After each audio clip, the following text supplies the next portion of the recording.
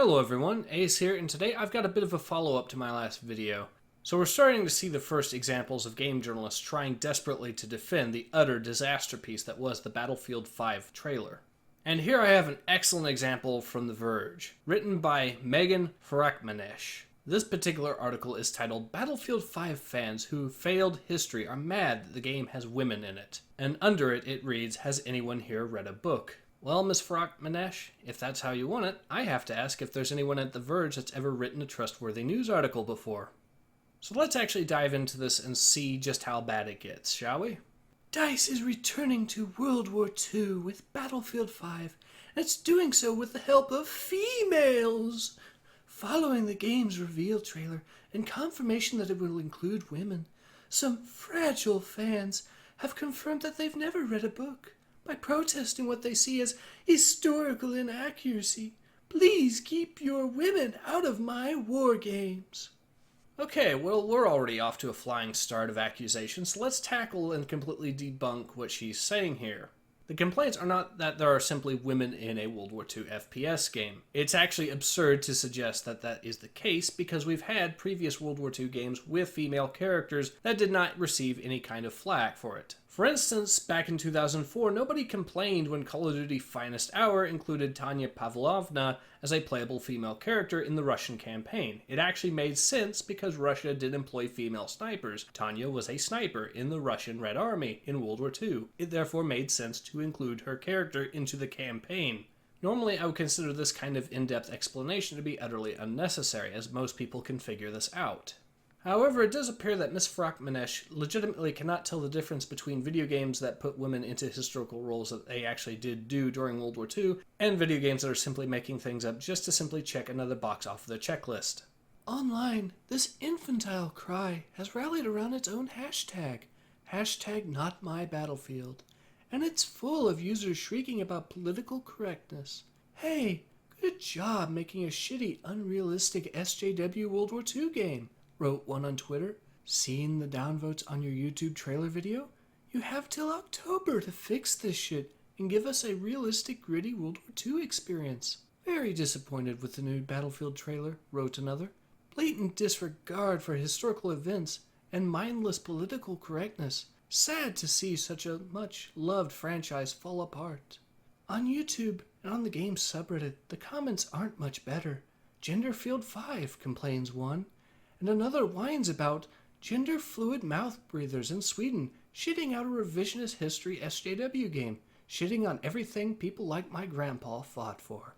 Well, I refer you to my remarks regarding the last paragraph as well. The simple truth of the matter is that DICE wants to have its cake and eat it. It wants to have its World War II game taken seriously. However, it also wants to create a customization option that allows for British female amputees to fight as soldiers on the front line. The simple fact of the matter is that the British did not send any female amputees as soldiers to Operation Market Garden to fight on the front line. Like it or not, that is a simple reality from the time. The thing is, DICE wouldn't be in such hot water if they didn't decide to market the game as somehow realistic or to be taken seriously. Unfortunately, they did go out of their way during the live stream to try to market their game as something that should be taken seriously. Had they decided to market it instead as a cartoonish style game, like for instance Battlefield Heroes, nobody would really be complaining. And I can prove it because Battlefield Heroes exists. And the community did not deride the customization options from Battlefield Hero when they found out that you could play as a black Nazi with blonde hair. In fact, it was something of an inside joke with the National Army that you should make your character like that for shits and giggles. My point here is that DICE should have probably had more restrictions on the customization options so that it would be more appropriate for the factions involved, or they should have made it perfectly clear that their game should not be taken seriously by going with a cartoonish style such as from Battlefield Heroes. It's laughable to think that any modern video game based on a war is historically accurate, but even in this case, Battlefield isn't off the mark. Women did fight in World War II, from Air Force units such as the Night Witches to secret agents like Nancy Wake. Lyudmila Pavlichenko is hailed as the most successful female sniper in history, as well as one of the top military snipers of all time, with a credited 309 kills. Wanda Gertz began her military career during World War I and later commanded an all-female battalion in World War II. Young women enlisted in combat roles across the world. That a single British woman in the game's reveal trailer has Battlefield players so riled up, is willful ignorance that such a role could have ever existed in history. Okay, so I guess here I'll have to explain some things that our writer has very, very conveniently left out. For instance, I think the best way to start would be to utterly counter the suggestion that a video game made these days cannot be historically accurate. Just look at a game like, for instance, IL-2 Sturmovik. It's a modern game, it's set on a historic war, and it's historically accurate. There is no denying this. It's unavoidable. So to suggest that video games somehow cannot be historically accurate these days is willful ignorance and utter insanity. Now that that's out of the way, let's talk about the historical female characters that she mentioned and how they don't really justify what we saw in the Battlefield 5 trailer. For a start, none of the women that she mentions in the article are actually British. The closest you can get is Nancy Wake, who was actually from New Zealand and actually was living in France when the war broke out, which is why she ended up joining the French Resistance and the SOE. While it's clear that she did fight a very successful guerrilla warfare campaign against the Germans, it should be noted that she was not actually part of the regular military, and therefore was not actually operating on the front lines but behind enemy lines. It's still definitely an interesting story, and it's one that probably should be looked at, but it wouldn't be anything at all like the gameplay footage from the trailer that we saw from DICE. In the case of the Night Witches, along with the Russian sniper, well, they're both Russian and therefore fought on the Eastern Front. And granted, the Eastern Front is definitely something that should be looked at when talking about a World War II game, but the Russians, of course, did not fight for the British Army either.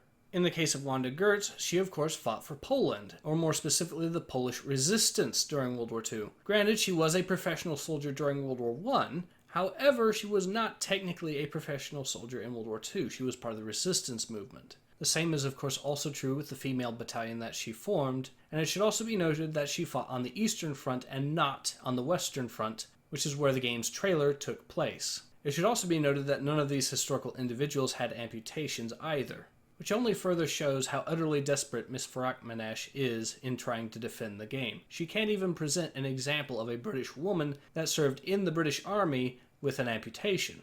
This ugly, familiar line of thinking reared its head before when DICE dared to put a black man on the cover of Battlefield 1. Hashtag NotMyBattlefield is more of the same. A chance for these angry contingents to push against what they view as a bastardization of the series. But as the hashtag itself says, it's not theirs. Battlefield 5 is yet another example of a game, a movie, a TV show, a cultural touchpoint that young, angry white men want to claim as their own. Fans have no ownership over the things they love. Battlefield players don't get to decide what belongs or doesn't belong in Battlefield 5. As executive producer Alexander Grandal said on Twitter, we will always put fun over authentic.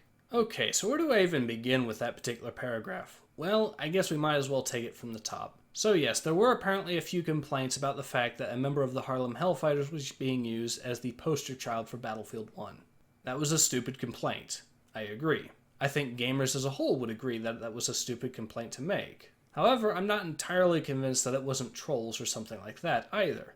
So I wouldn't be so willing to throw the entire fan base under the bus because of that.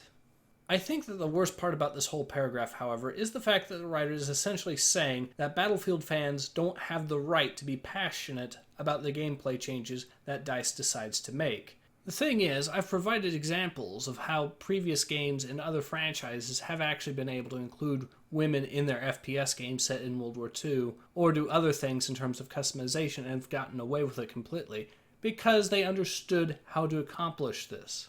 And because they were either spin-offs that were meant to be goofy, like Battlefield Heroes, or they actually took the source material seriously, and made their games accordingly. In fact, I can prove that it's the goofier side of this game, and not necessarily the fact that it included women, that caused this reaction from the fans in the first place.